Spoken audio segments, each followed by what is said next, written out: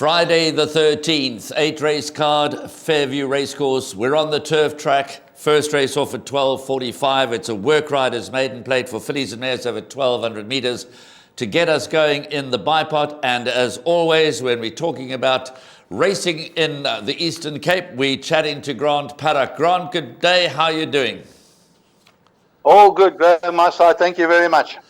Okay, let's get straight into it. I hope you're not superstitious. Friday the 13th. Let's hope it's a successful day for all of us. First leg of the bipod is a work riders maiden plate, fillies and mares over 1,200 metres. We have a firm favourite in the form of number 1, Tide is High, quoted at 15-10, dominating the betting. They're betting 8-1 and upwards, bar this one. Can we rely on Tide is High to get us through the first leg of the bipod? Graham, morning. Work riders race. I think you can. Filly was very, very unlucky last time. There was an objection last time out. A horse made a U-turn in front of it and still kept the race.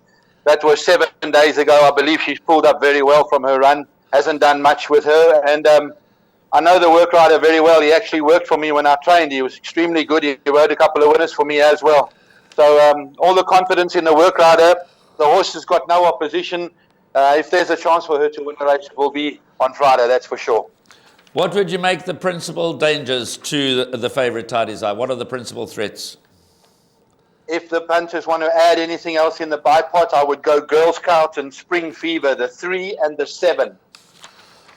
Cool, there we go. So one looks hard to beat in the opening leg of the bipod, but Grant suggesting if you do want to back it up in this work riders maiden plate, fillies and mares 1,200 metres, then you consider the likes of number 3, Spring Fever, and number 7, Girl Scout.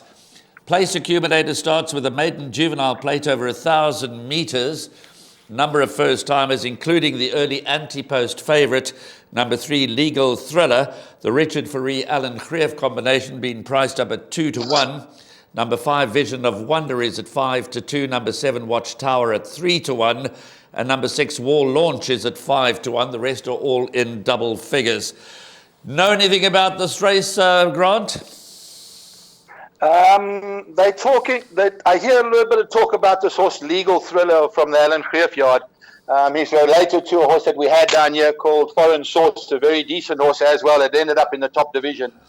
So there's quite a bit of talk for him, as well as for the 5-horse Vision of Wonder. So the bipod players need to be on the 3 and the 5 here. But it's always important to watch that late betting. I see there's been a little bit of early money for Excalibur, but Sharon normally takes her time with her babies. But punters need to have a look at that early betting. But 3 and 5 should suffice in the bipot and place accumulator.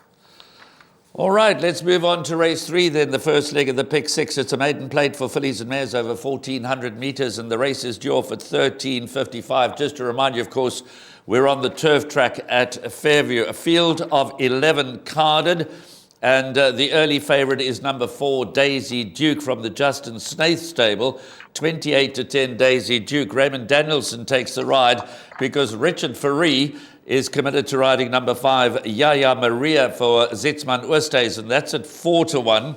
3, My Apple Pie, or Me Apple Pie, is at 6-1, along with number 10, Texas Tornado at 6-1. They're betting 10s and better the balance. Blinkers fitted to number 10, Texas Tornado.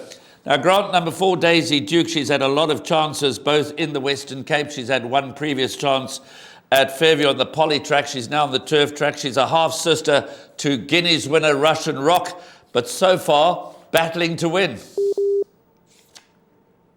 Yeah, she has been battling, but, you know, she was from an 8 out of 9 draw, and they tried to place her. She over-raced early. Probably cost her the race. She'll be a lot better with a long straight, and the pace is going to be on here. That horse, My Apple Pie, is a strong front runner, very good on the back on the grass. She's going to be a big runner, My Apple Pie. She'll come back fresh. I think they probably had this race in mind for a while.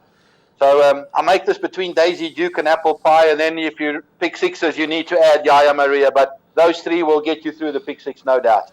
So you're not really a fan of number 10, Texas Tornado. I see they've added blinkers. It raced with blinkers last time, and suddenly showed good improvement to be second under a length behind Joyous Jubilee. You don't believe Texas Tornado capable of upsetting them here? yeah, she's been 40 to 1, 66 to 1, 100 to 1, and then the blinkers turned her around. So I'd like to see her reproduce that last run before we go crazy on that. All right then, so Grant is very much in the camp of Daisy Duke, Mimi Apple Pie, and Yaya Maria, numbers 3, 4, and 5, to get you through the first leg of the pick six. Race 4, first leg jackpot 1, MR78 handicap over 1,600 meters. And here we have number 4, Alinga Longa, as your favorite at 2 to 1. 6 Gold Rock and 1 Atkinson Grimshaw are both at 4 to 1. Number 2, Storm Commanders at 13 to 2, along with number 3, Motor City Hitman at 13 to 2. That's been fitted with the tongue tie. Number 5, On the Road Again, is at 9 to 2. The rest are in double figures. Talk us through race 4, the first leg of the jackpot. Graham, I really like this horse, Alinga Longa. I think he's ahead of the handicap. A very good last win, coming from way off the pace on the short straight at the Poly. Now back on the grass. I think he's a massive runner from the gun draw of 1 with Richard up. His biggest dangers have got to come from Storm Commander and Atkinson Grimshaw, who doesn't know how to run a bad race, with Louis up and Gold Rock. But I think Alinga Longa is very close to a banker. If the guys want to cover up, add the 2, 1, 2, and 6. But Alinga Longa for me.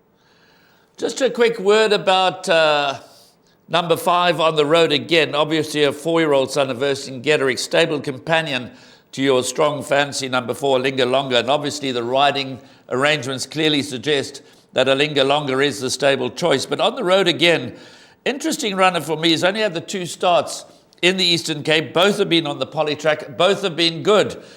What do you make of On the Road Again? Graham, I was also thinking about this horse. You know, I can't understand why Richard went for the other one. I thought this was a bit of a runner, but then I see he's been campaigning over the sprint trips, and now they've put him over a mile on the grass. It's quite a big difference, I must say. So Kendall's riding it, and I see Richard hasn't ridden this horse since it's got to Port Elizabeth, so it could still be preparing.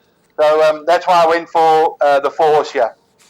Okay, so there we have it. First leg of the jackpot, pretty close to a banker as far as Grant is concerned. Number 4, Alinga Longa. One of the better bets on the card, as you will see when we get to the end of the show, and Grant suggested bets for the day. Race 5 is the first leg of jackpot 2. It's an MR65 handicap over 1,600 meters. Let me take you through the betting very quickly. Top of the boards is number 3, Track Commander at 5 to 2.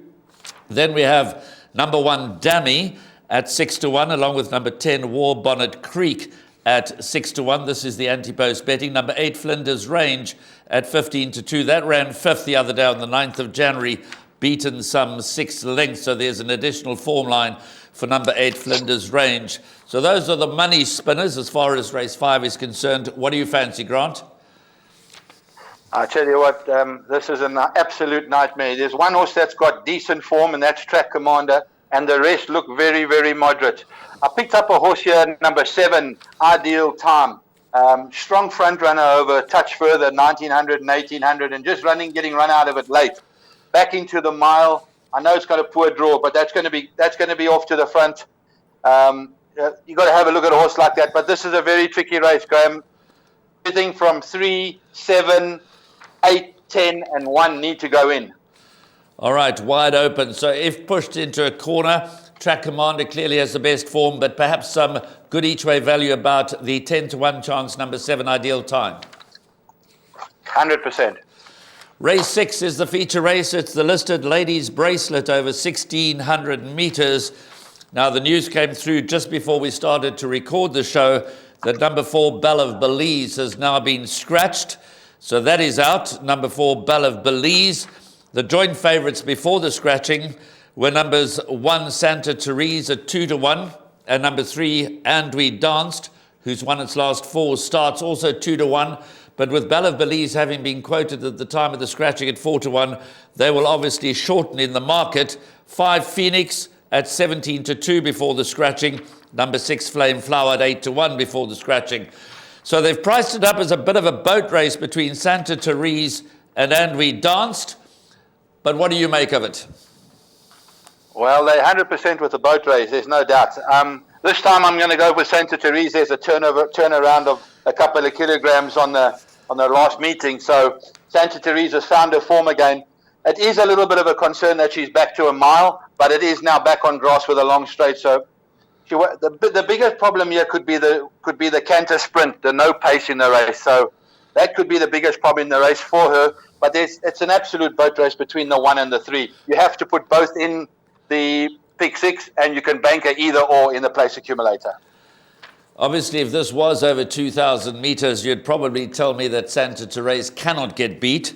But being over 1,600 meters, as you've mentioned, and being in the form of a life, number 3, Andrew Dance, despite the weight turnaround, cannot be totally discounted. So you're going to put both into all of your play, right? 100%. There's no doubt about that. For third position and fourth position in a small field to try and catch trifectas and quartets multiple times, it does look as if this horse, Phoenix, is almost a nap to run third. Yeah, she's good at running third. You have a look at those last 1, 2, 3, last 3 all third, and I think she was expected to win all 3 of those. So she's, as you say, a nap for the third, and the 2 Gavin Smith horses to run fourth. Okay, there we go. So an absolute boat race in the feature of the afternoon, the listed ladies bracelet. 1 Santa Teresa running over a distance slightly short of her best, but she's well in at the weights with Andrew Danced. But Andrew Danced on the other side of the coin is very much at home over 1,600 meters. Should be an interesting contest between those two. Penultimate race is a Fillies and Mares 68 handicap over 1,900 meters. And as such, it is a very, very difficult race. They're betting 9-2 the field. Well, Grant, I think it's difficult, but you know more about the local racing there than I do. So perhaps you found some sneakers for us in what looks to be a very competitive handicap. Yeah, no doubt, Graham. This is probably the most difficult race on the race card. I went for Sugarberry, back on the grass. She's been waiting for this. She ran on very strongly last time out behind River Cafe. But there's a couple of horses that come out of the same form line. The 7 Hayes Siri, as well as this horse Anatura, which is a big runner. Anatura, jockey Louis up, massive runner over the 1900. Been running very well. His last start was very good, and I think it's a bit of a price as well. But I've gone for Sugarberry here from Hayes Siri, Anatura, and Master's Queen. Yeah, Anatura is quoted in double figures. I'll run through the betting quickly, just mentioning those that are in single figures. Number 1, Master's Queen, is at 9-2. 5, Opera Swing is at 8-1. 6, Maiden's Cove is at 7-1. Number 7, Hayes Siri, that you've mentioned, is at 7-1. Your fancy, number 8, Sugarberry, one of the co-favourites, but very easy to back at 9-2. The Richard Ferree Alan Creef combination. The rest of them, including Anatura, your fancy to run third, are at 10-1 and better. Let's move on to the 8th and last race then. It's a classified stakes over 1,200 metres. The final race goes at 16:45. And if you thought race 7 was tricky, it doesn't get any easier in race 8. They bet 5-1 the field. The weak favourite is number 2, Globe Tonic, for the Gavin Smith JP van der Merwe combination. That's at 5-1. 5, Travel Master, is at 7-1. 6, Great Melody, is at 7-1. Number 8, Silvery Blue, is at 6-1. The rest are 10-1 and better. This looks another real challenge. Yeah, no, it is a challenge. I'm looking towards the Fillies in the classified stakes here. They're always a little bit better off. This horse, Silvery Blue's got very good Johannesburg form and came down with a couple of issues which they've sorted out and really putting up some good work. Big respect for Globe Tonic. I think the 1200 is his distance. I'd actually love to see him go 14 mile, but he's got to be a runner, as well as the filly Miami Beach. He's been running against far stronger than this lot in the merit weight at 80 division. She ran a length to Tipsy Tina as well. So she's got to be in there with a decent weight. So you've got to go a bit wide here, Graham. There's another horse here, Jean Paul. Very, very good 1,200 meter form on the grass with this jockey. So he's a horse that's got to go into the pick 6, as well as Torero, who's now back in a handicap, who ran a very decent race in the graduation plate last time out. So you're needing the 2, the 3, 7, 8, and 12. Okay, but your marginal top choice, if I'm reading you correctly, would be for number 8, Silvery Blue, to make a winning local debut. Yeah, I think the filly's in the right place in the right race as well. But, marginal top choice, Silvery Blue.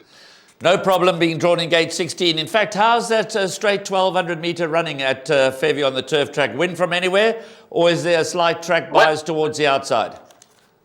You know, Graham, in the old days, if you were drawn up the inside, you had no chance. And since I've left, there's been a bias there's been no bias for the last probably 8 years. You can win from anywhere, excepting when it rains. You want to be down the inside of the track, but there's no rain around. The track will be running very quick. You'll win from anywhere, there's no doubt.